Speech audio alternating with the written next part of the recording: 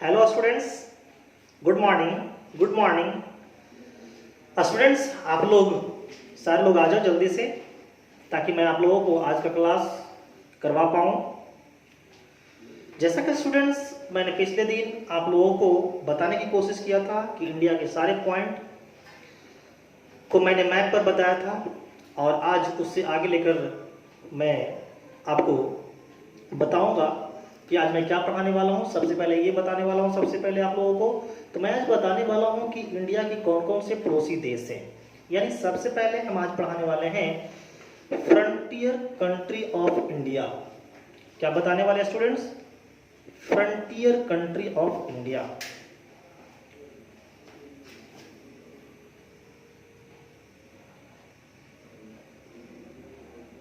Frontier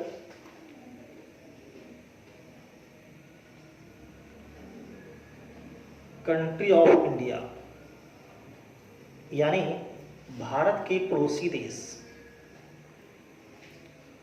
Bharat के एक तो मैं बताने वाला हूं पड़ोसी देश के बारे में आज, उसके बाद मैं बताने वाला हूं बॉर्डर लाइन।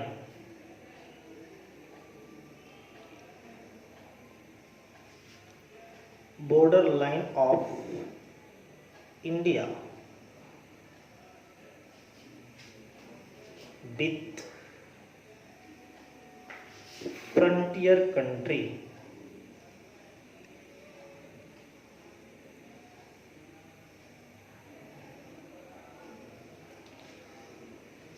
ठीक है, यानी कहने का मतलब है कि भारत की जो बॉर्डर लाइन है किसके साथ? तो हमारे पड़ोसी देश के साथ कौन कौन सी बॉर्डर लाइन है, कितनी लेंथ है, मैं ये सारा कुछ बताने वाला हूं आज। इसके साथ साथ मैं बताने वाला हूं ट्रॉपिक ऑफ कैंसर के बारे में। सबसे पहले हम लोग टॉपिक लिख लेते हैं, क्या क्या पढ़ने वाले हैं। ट्रॉपिक ऑफ कैंसर यानी कर्क रेखा के बारे में पढ़ने वाले हैं कि कर्क रेखा जो है वो भारत के कौन कौन से राज्य से गुजरता है। और अगला जो टॉपिक पढ़ने वाले हैं वो इंडियन स्टैंडर्ड टाइम,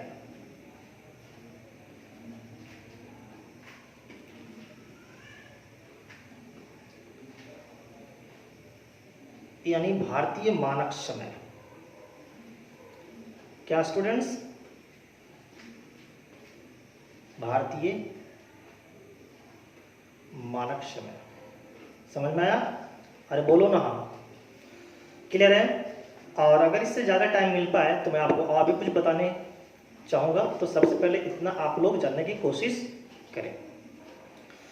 तो स्टूडेंट्स, मैंने पिछले दिन आप लोगों को बताया था कि भारत की जो नॉर्थ पॉइंट है और जो साउथ पॉइंट है, इट मीन्स मैंने लास्ट आपको ये पॉइंट छोड़ा था पढ़ाकर, ये वाली पॉइंट और ये वाली पॉइंट। इन दोनों पॉइंट के बीच का जो डिस्टेंस था वो कितना था?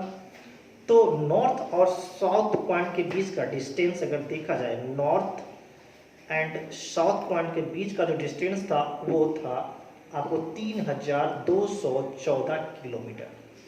अरे था ना? अरे हाँ या ना? बोलो जल्दी। यस। और जो ईस्ट टू वेस्ट का जो था वो कितना था? 2933 किलोमीटर। सही है? यही ना था? यस। जबकि मैंने बताया था जो एक्सटेंशन था, अगर एक्सटेंशन देखा जाए तो नॉर्थ टू साउथ का जो एक्सटेंशन था वो 20, अगर इन नॉर्थ एंड साउथ के एक्सटेंशन के बीच का डिफरेंस देखा जाए, चलिए मैं डिस्टेंस देख लेता हूं दोनों दूरियों में, तो कितना आ रहा था? 281 किलोमीटर।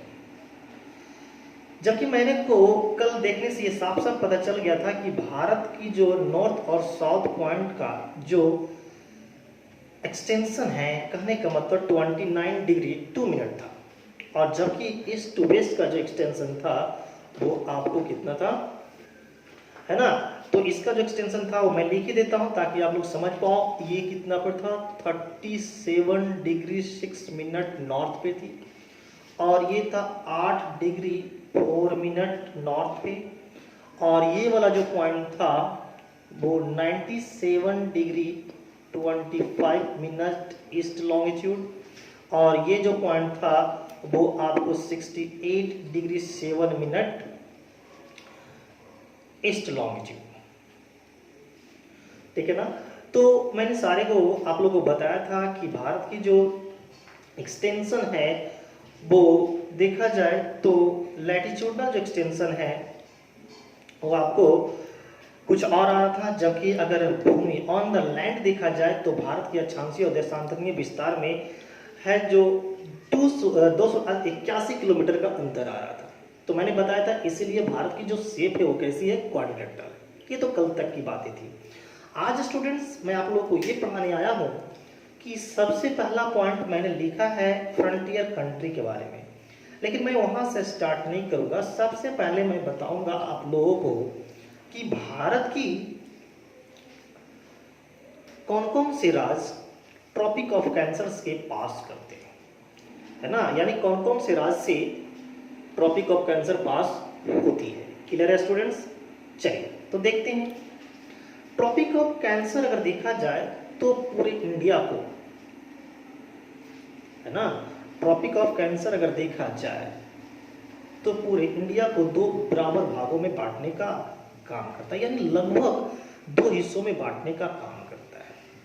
ट्रॉपिक ऑफ कैंसर से ऊपर वाला जो हिस्सा है वो आपको देखा जाए तो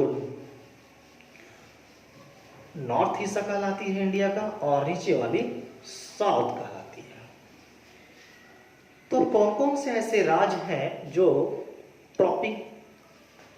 जिससे ट्रॉपिक ऑफ कैंसर गुजरती है? तो देखो, सबसे पहले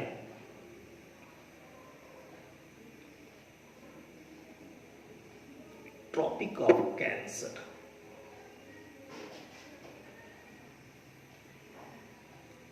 passes through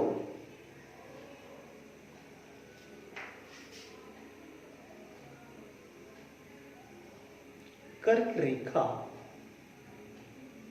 पास करती है, या फिर आप लिख सकते हो गुजरती है। हम बात करते हैं एकदम, कभी कभी ऐसा क्या होता है ना, अरेंज करने के लिए क्वेश्चन आ जाते हैं एग्जाम में। क्या आते हैं? अरेंज करने के लिए। तो मैं आपको अरेंज करते हुए बताना चाहता हूं। तो सबसे पहले ये गुजरात में आते हैं, गुजरात है। सेकेंड नंबर पर ये चले जाते हैं राजस्थान,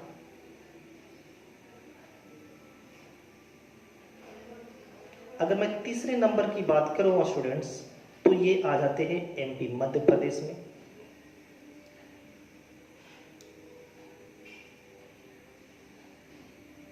ठीक है। चौथे नंबर पे आते हैं छत्तीसगढ़ में।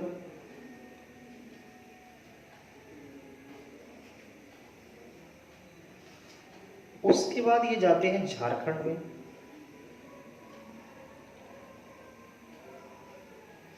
इसके बाद वो जाते हैं वेस्ट बंगाल में।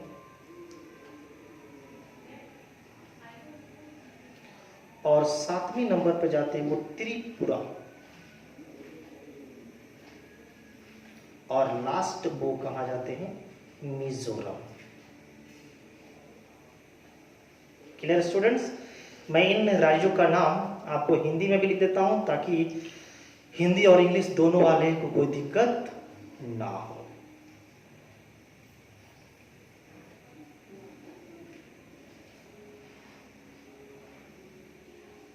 क्लियर है? मध्य प्रदेश, छत्तीसगढ़,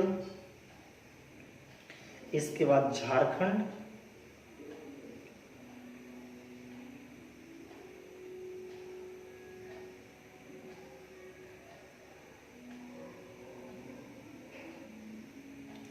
झारखंड हो गया। इसके बाद हो गया आपको वेस्ट बंगाल यानी पश्चिम बंगाल।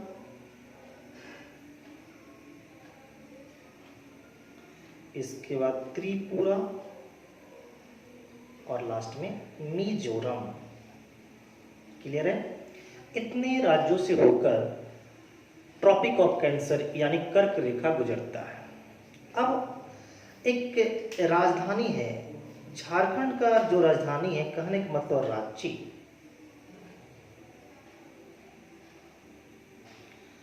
राज्य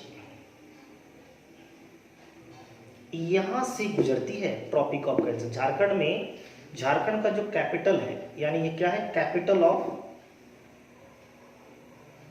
ऑफ झारखंड, जो कर्क रेखा है वो झारखंड की राजधानी रांची से भी गुजरती है। जैसा कि स्टूडेंट्स मैंने मेंशन कर दिया है, आप लोग आराम से कॉपी निकालिए और लिखना स्टार्ट कर दीजिए। चलिए मैं आगे की बात करूं, क्या कर्क रेखा इन राज्यों के अलावा भी किसी और जगह से भी पास करती है? तो आपका आंसर होगा यस सर, इनके अलावा भी कर्क रेखा गुजरती है। कहां से गुजरती है? तो एक कंट्री है जिसका नाम है बांग्लादेश। क्लियर है? क्या नाम है? मैं इस कंट्री का नाम यहां लिख दे रहा हूं, आप लोग आराम से लिखेंगे ताकि कोई परेशानी, कोई दिक्कत नहीं है। एक कंट्री है जिसका नाम है बांग्लादेश, यहां से भी कर्क रेखा गुजरती है। यानी ये आपका गुजरात वाला हिस्सा हो गया, ये आपका राजस्थान हो गया, ये आपका एमपी हो गया, ये आपका छत्तीसगढ़ हो गया, ये आपका झारखंड हो गया, ये आपका वेस्ट बंगाल हो गया, ये आपका त्रिपुरा हो गया और ये आपका मिजोरम है। इन राज्यों से होकर और बीच में आता है क्या? तो वेस्ट बंगाल, यानी जो ये आता है बांग्लादेश। इनसे गुजरती है हमारी क्या? ट्रॉपिक ऑफ कैंसर यानी कर्क रेखा। ये गुजरात, राजस्थान, एमपी, छत्तीसगढ़, झारखंड, वेस्ट बंगाल, बांग्लादेश, त्रिपुरा और मिजोरम। लेकिन बांग्लादेश एक कंट्री है। अगर भारतीय राज्य की बात किया जाए तो हम लोग बोलेंगे गुजरात, राजस्थान, एमपी, छत्तीसगढ़, झारखंड, वेस्ट बंगाल, त्रिपुरा और मिजोरम। यानी कहने का मतलब जो ट्रॉपिक ऑफ कैंसर है वो टोटल 8 भारतीय राज्यों से होकर गुजरती है। Tropic of Cancer passes through 8 Indian state, 8 Indian states, यानी 8 भारतीय राज्यों से, 8 भारतीय राज्यों से होकर क्या होती है? गुजरती है। जिनमें सबसे पहला कहाँ टच करता है? गुजरात में, उसके बाद कहाँ? राजस्थान, उसके बाद कहाँ? मध्य प्रदेश, उसके बाद कहाँ? छत्तीसगढ़, उसके बाद कहाँ? झारखंड, उसके बाद कहाँ? वेस्ट बंगाल, उसके बाद कहाँ? त्रिपुरा, उसके बाद कहाँ? मिजोरम। क्लियर है? तो मैंने स्टूडेंट्स आप लोगों को बताने के काम किया गया कि ट्रॉपिक ऑफ कैंसर इतने राज्यों से होकर गुजरती है। एक क्वेश्चन यहाँ से बन के आता है कि ट्रॉपिक ऑफ कैंसर कौन सी भारतीय राज्यों से पास करती है। दूसरा क्वेश्चन यहाँ से बन के आएगा कि ट्रॉपिक ऑफ कैंसर कौन सी भारतीय राज्यों से नहीं गुजरती है। पहला क्वेश्चन आएगा कि ट्रॉपिक ऑफ कैंसर जो है, अगला एक और क्वेश्चन बन के आपके एग्जामों में आ सकता है कि ट्रॉपिक ऑफ कैंसर सबसे पहले किन राज्यों से होकर गुजरती है। अगर आपको वेस्ट से देखा जाए तो गुजरात से, और अगर उधर से देखा जाए यानी कहने का मतलब अगर हम लोग ईस्ट पॉइंट से देखें तो आपको मिल जाता है मिजोरम। क्लियर है स्टूडेंट्स? जल्दी से नोट डाउन कीजिए, कॉपी कलम निकालिए और लिख डालिए।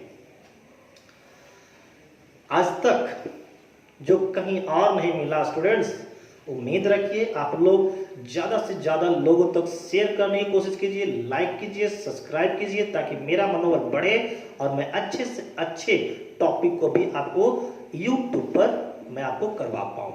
आप लोग मेरा मनोबल बढ़ाइए, इसलिए मैं कहता हूँ स्टूडेंट्स मेरी एक बात को केवल मानिए, सारे लोग लाइक कीजिए, सब्सक्राइब कीजिए और अधिक से अधिक लोग तक शेयर करने की कोशिश कीजिए। चलिए हम लोग इससे आगे की बात करते हैं। क्लियर है स्टूडेंट्स? आप लोग सभी लोग लिख लिए होंगे, मैं जहां तक उम्मीद करता हूं। तो ये था ट्रॉपिक ऑफ कैंसर के बारे में कि कौन कौन सी राज्यों से वो पास करती है। यहां तक एक कंट्री से भी पास करते हैं, भारत के अलावा कौन सी कंट्री वो भारत के बीच में आ जाती है, तो वो बांग्लादेश, जिससे भी ट्रॉपिक ऑफ कैंसर क्या होती है?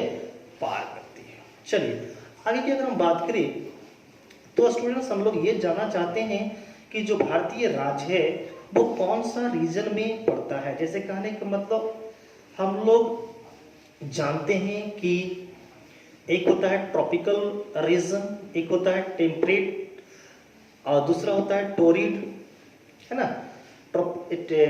इस तरह से रीजन होते हैं। अब वो कौन सा रीजन में आते हैं, ठीक है। तो देखिए ये स्टूडेंट्स ग्लोब है आप लोगों को पता है कि ग्लोब के बीच बीच जो खींची गई रेखाएं होती है उससे स्टूडेंट्स हम लोग क्या करते हैं, तो इससे हम लोग 0 डिग्री लैटिट्यूड बोलते हैं।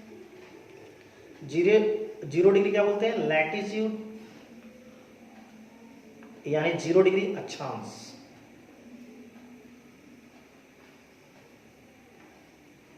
ठीक है ना, इसी को बोलते हैं हम लोग इक्वेटर, यानी भूमध्य रेखा। भूमध्य रेखा क्लियर है ना?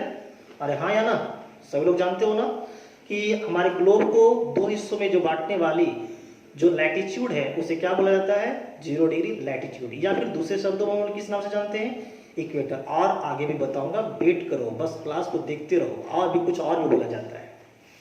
अब देखो, उसी तरीका से अगर मैं ये जो लाइन खींचे, कुछ इंपॉर्टेंट लैटिट्यूड है, मैं उसको आपको ग्लोब पर दिखाना चाह रहा हूं।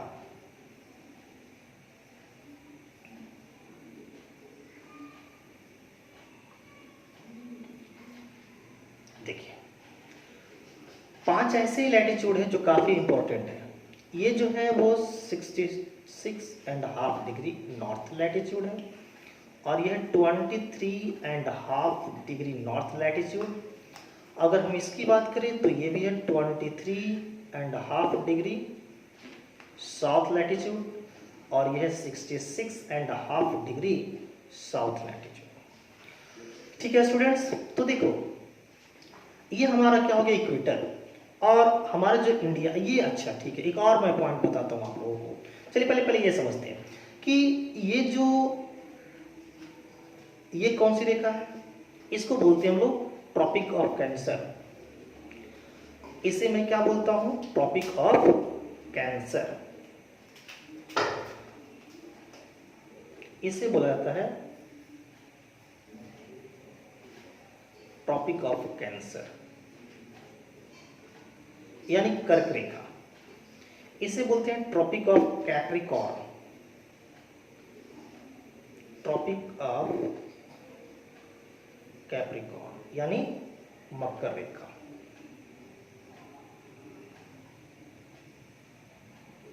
क्लियर है स्टूडेंट्स? इससे बोला जाता है topic of Antarctic,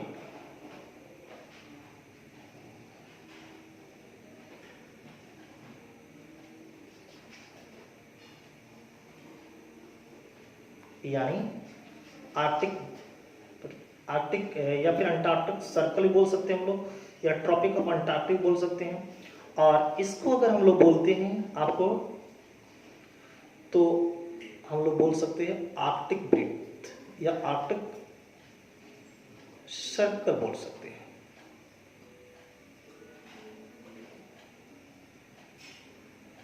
Arctic breathe बोलते हैं हम लोग, इसी को भी बोल सकते हैं अंटार्कटिक सर्कल भी बोल सकते हैं, यानी अंटार्कटिक ब्रीथ।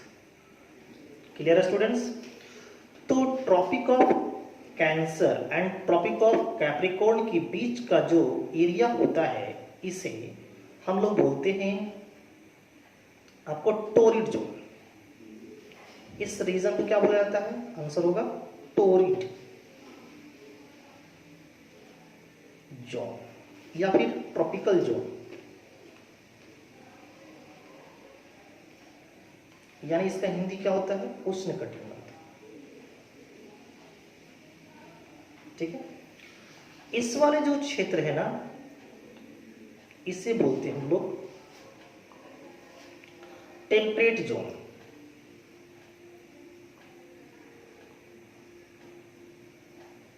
क्लियर है? और ये वाला जो रीजन है इसको बोलते हैं फ्रीज जोन।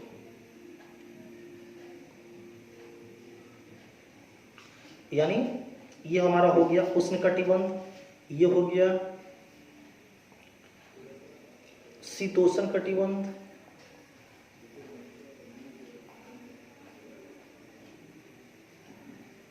और ये जो हो गया उसको बोलते हैं लोग शीत कटिबंध। क्वेश्चन ये मैं क्यों बता रहा हूं स्टूडेंट्स, किसी को पता भी नहीं होगा, लेकिन जानने के बाद बेहद खुशी होगी। मैंने क्या बताया, सबसे पहले हम लोग ये जानते हैं कि दो अक्षांश रेखाओं, या कहने का मतलब है कि दो लैटिट्यूड लाइन के बीच का जो एरिया होता है उसे क्या कहते हैं। तो स्टूडेंट्स, आपको इस पॉइंट को याद रखना है कि दो लैटिट्यूड लाइन का बीच का जो एरिया होते हैं उसे जोन कहते हैं, यानी कटिबंध के नाम से जाना जाता है। तो अगर देखा जाए तो 23 डिग्री 23.5 डिग्री नॉर्थ लैटिट्यूड और 23.5 डिग्री साउथ लैटिट्यूड के जो बीच का एरिया ये वाली, इसे कहा जाएगा, तो आंसर हो गया टोरिड जोन या ट्रॉपिकल जोन, जिसको हम लोग बोलते हैं उष्ण कटिबंध। दूसरा बात, अगर हम लोग 66.5 डिग्री नॉर्थ लैटिट्यूड से अगर 23.5 डिग्री नॉर्थ लैटिट्यूड की बात करें, या फिर हम लोग 66 डिग्री साउथ लैटिट्यूड से 23.5 डिग्री साउथ लैटिट्यूड की बात करें, तो वो दोनों क्या कहलाएंगे, आपको टेम्परेट जोन यानी शीतोष्ण कटिबंध। क्लियर है स्टूडेंट्स? अरे हाँ या ना बोलो, क्लियर है सभी लोगों को? चलिए आगे बढ़ते हैं। और अगर ये वाला जो एरिया है, सबसे ऊपर वाला जो एरिया है, इसको बोलते हैं हम लोग फ्रीज जोन, यानी कहने का मतलब शीत कटिबंध। स्टूडेंट्स, मैं आपको यहाँ से ये बताना चाहता हूँ कि हमारा जो भारत है वो कौन सा जोन में स्थित है। तो आपका जो भारत है वो देखा जाए कौन सा जोन में, ठीक उसी प्रकार से अगर ग्लोब को मैं वर्टिकली दो हिस्सों में बांटने का काम करूं, अगर मैं वर्टिकली दो हिस्सों में बांटने की बात करूं, तो वो ऐसा कौन सी लाइन है जो पूरे ग्लोब को यानी पूरे अर्थ को दो बराबर हिस्सों में वर्टिकली बांटता है, तब उसका आंसर होगा कि सर वो है 0 डिग्री लॉन्गिट्यूड, यानी 0 डिग्री देशांतर। क्लियर है? चलिए, तो आपका जो भारत है ना, आपका जो भारत है वो आपको यहीं पर स्थित है, आपका भारत यहाँ पर स्थित है, यानी कहने का मतलब आपकी जो भारत है ना वो यहाँ पे क्या है, स्थित है।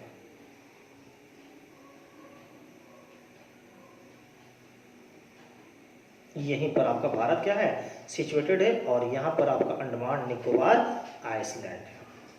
क्लियर है ना? यहाँ पर ये आपका भारत रहा, यहाँ पर अंडमान निकोबार क्या आइलैंड है, और ये आपका भारत का ईस्ट पॉइंट हो गया, ये भारत का आपका वेस्ट पॉइंट हो गया, ये भारत का आपका नॉर्थ पॉइंट हो गया, ये भारत का क्या हो गया साउथ पॉइंट, और ये है मेनलैंड का साउथ पॉइंट, और ये भारत का सबसे क्या हो गया आपको southern most point of India.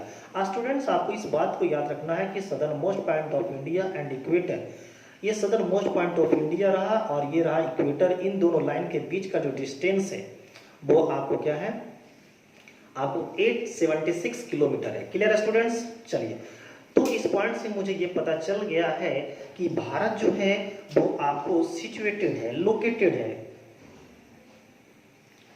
Clear है? इंडिया क्या है,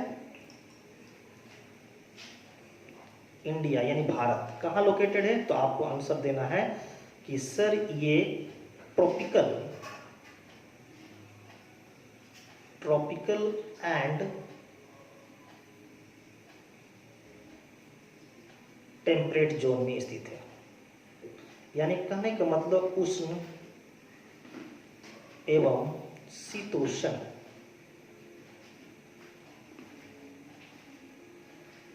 कटिबंध में आपका भारत क्या है, स्थित है। क्लियर है ना? अगर हम लोग बात करें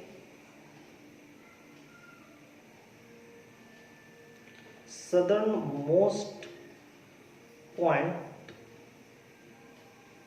ऑफ इंडिया एंड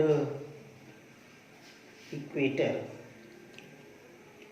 के बीच का अगर डिस्टेंस देखा जाए तो कितना है, 876 किलोमीटर, यानी भारत की सबसे दक्षिणतम बिंदु और भूमध्य रेखा, क्या स्टूडेंट, भूमध्य रेखा की बीच की दूरी, कितना है, आंसर होगा 876 किलोमीटर। क्लियर है ना? तो यहां से दो क्वेश्चन मैंने आप लोगों को बता दिया। अगर क्वेश्चन ये पूछा जाए कि भारत किस जोन में स्थित है, तो आपको आंसर देना है ट्रॉपिकल एंड टेम्परेट जोन, यानी उष्ण एवं शीतोष्ण कटिबंध में स्थित है। दूसरा, मैंने ये क्वेश्चन आपको बताने की बात कहा कि अगर पूछा जाए कि भारत की सदर्न मोस्ट पॉइंट और इक्वेटर के बीच का डिस्टेंस कितना है, तो आपको आंसर देना है 876 किलोमीटर, यानी 876 किलोमीटर। अगर ये क्वेश्चन आए कि भारत किस ओर स्थित है, तो अगर देखा जाए तो लैटिट्यूड के अकॉर्डिंग जो भारत है ना, अगर देखा जाए तो लैटिट्यूड के अकॉर्डिंग भारत किस स्थिति में है, तो आपको पता चल गया है नॉर्दर्न हेमिस्फीयर यानी उत्तरी गोलार्ध में, और लॉन्गिट्यूड के अनुसार क्या है, ईस्टर्न हेमिस्फीयर यानी पूर्वी गोलार्ध में। तो इंडिया इज लोकेटेड, तो आपको आंसर ये भी देना है इंडिया कहाँ लोकेटेड है, तो आपको आंसर देना है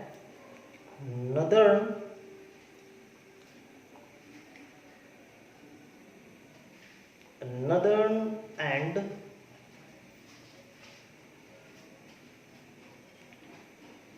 ईस्टर्न हेमिस्फीयर। एवं कहने का मतलब क्या है, उत्तरी एवं पूर्वी गोलार्ध। क्लियर है स्टूडेंट?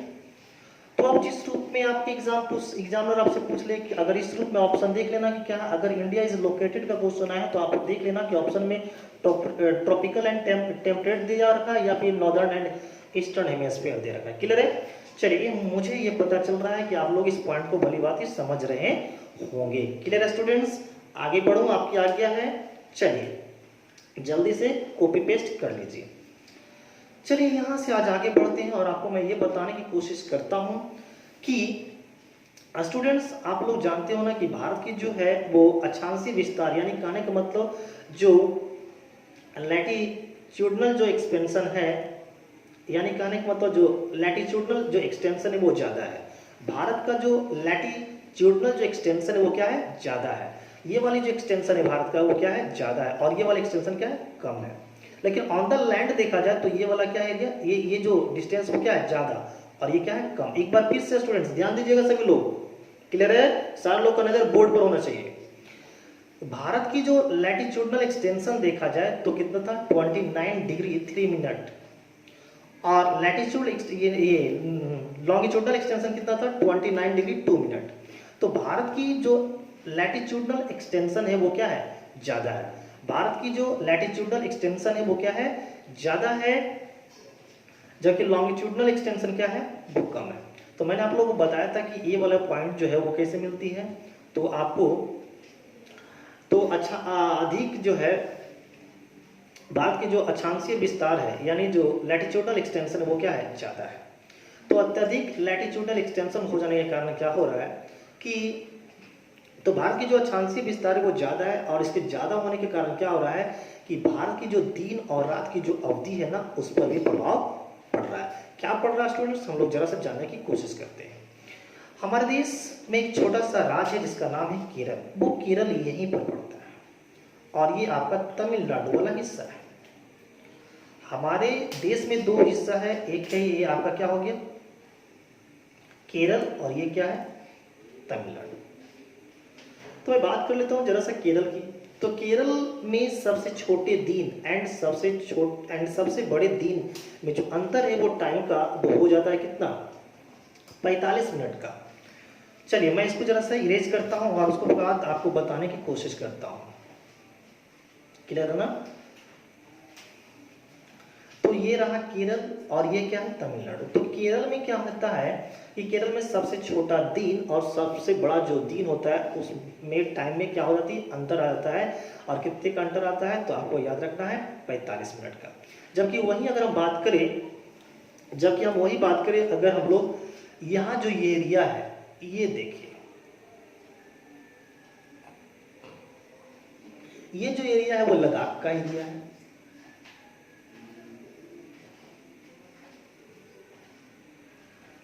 लद्दाख किसका एरिया है, लद्दाख का। तो स्टूडेंट्स याद रखना कि लद्दाख में जो सबसे छोटा दिन और सबसे बड़ा दिन में जो अंतर हो जाता है वो 5 घंटे का हो जाता है। क्लियर है स्टूडेंट्स? चलिए आगे आते हैं। आगे अगर बताने की बात हम करें आपको, तो मैं ये बताना चाह रहा था कि भारत जो देखा जाए तो इक्वेटर, देखिए इंडिया जो है वो इक्वेटर, भारत की जो ये पॉइंट देखिए आप, एकदम ध्यान से सुनना है, गौर से मैप को देखते रहना ताकि हर एक पॉइंट को क्लियर कर दे। क्लियर है? चलिए, तो भारत की जो ये जो चीजें आपको दिख रहा है, तो भारत की जो ये नॉर्थ वाली पॉइंट है वो इक्वेटर से क्या है, ज्यादा दूर पर है, और भारत की जो साउथ वाली पॉइंट है मेन एंड का, वो इक्वेटर से क्या है, नजदीक है। तो स्टूडेंट्स होगा क्या कि यहाँ पर जो सूरज की आने वाली जो रे है ना, वो डायरेक्टली नहीं पड़ेगी, पड़ेगी क्या, यहाँ पर।